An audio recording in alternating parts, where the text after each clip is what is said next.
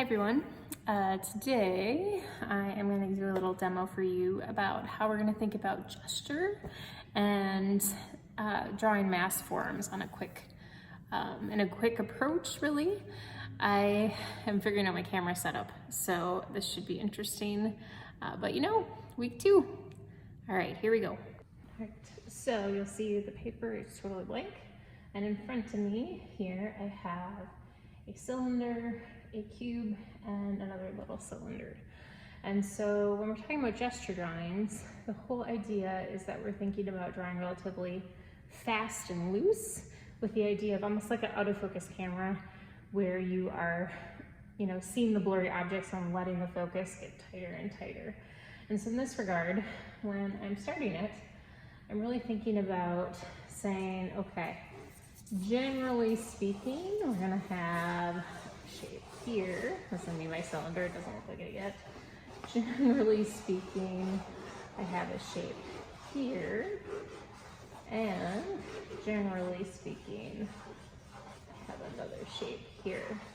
Drawing is 100% relational, and so once I start thinking about how big one object is, that's gonna help me discern how I'm seeing all of the other objects. Okay, so for the most part, I think these are generally where I want them to be.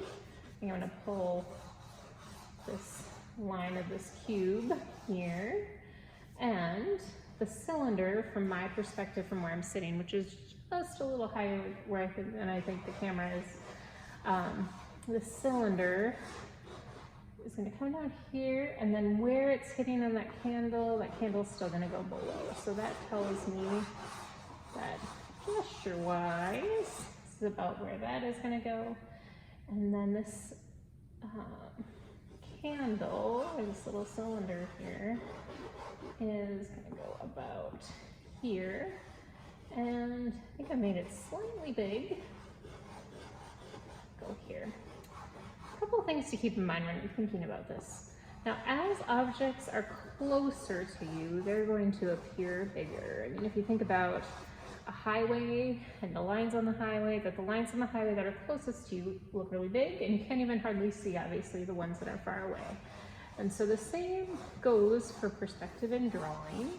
So all I'm trying to do is figure out where I see these lines. I'm not worried about how accurate I'm being in terms of at the starting point here.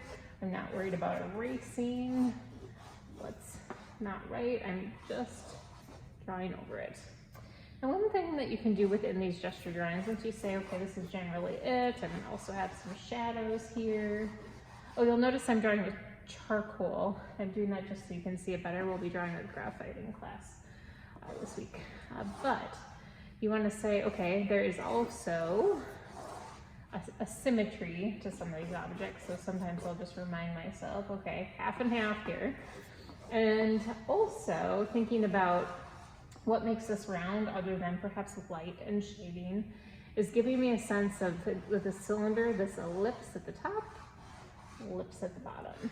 And so, returning to what we're talking about this week, and what we're going to be experimenting with in our still lives, is that we are really trying to think about how are we seeing objects, how are we translating what's going on in our brain into what's in front of us. How do we not get so trapped in the details and think about how it all interacts with one another?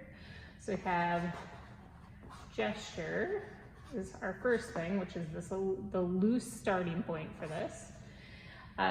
Eventually, if I was to keep working on this, which you all are going to, you're going to start building it up more and more. You can use your eraser somewhat, but I'd ask for you to not use it right away. And then the second is mass. So thinking about the area that these things are taking up. Sometimes it's helpful to say, okay, here in the back here is where this piece of paper sitting on this table is. And that gives me a sense for how it all sits physically in space. All right, that is week 2. A little bit of gesture drawing with our still lives. See you in class.